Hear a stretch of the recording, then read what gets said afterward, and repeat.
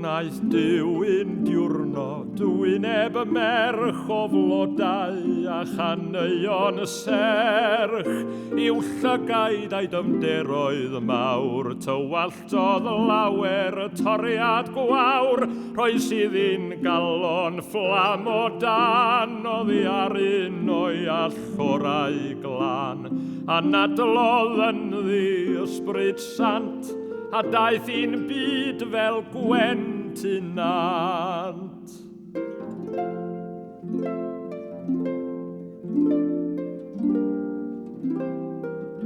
Pan welais gyntaf wyneb gwen, gwelais fod stormydd foes ar ben, gwelais y nofn ei llygaid hi, yr hedd a geisiau'n halon i, ac yn ei mynwes hafan glid i ffoir ac holl ddrycinoedd y byd, deallai'r llais o'r dofn a dardd, gwnaeth ei chisanau finnau'n fardd.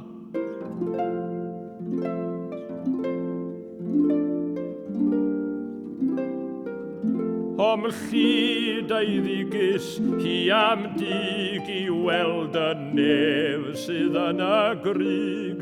Tibiau'r gryg ar awyr las, oes rhywbeth gwell gan y fab y plas. O gad y ddeiar iddo ef, a llawen ha, tibiau'r nef. Mae'r nefoedd yn ein hymyl ni, fanwylid tyrd meddiannw ni hi.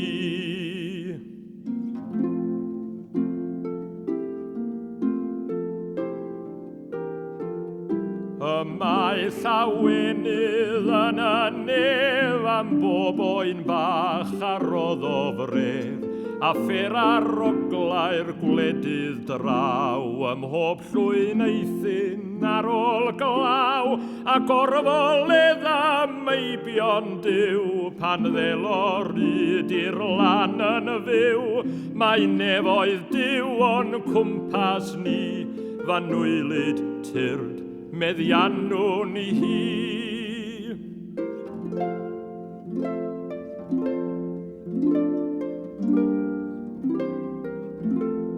Duw ydyw awdur popeth hardd, fe yw'r unig berffaith fardd.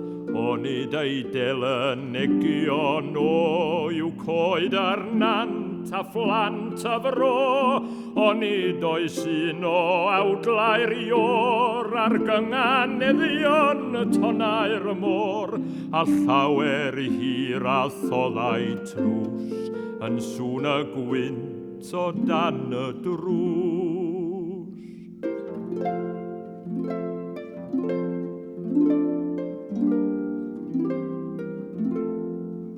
Cai ddarllen ei gywyddau per bob hwyrnos glir yn llyfr y ser.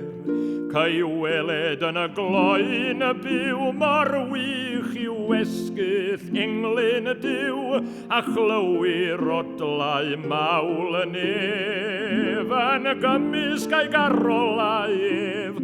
Barddoniaeth Duw o'n cwmpas ni, fanwylid tyrd meddiannw ni hi.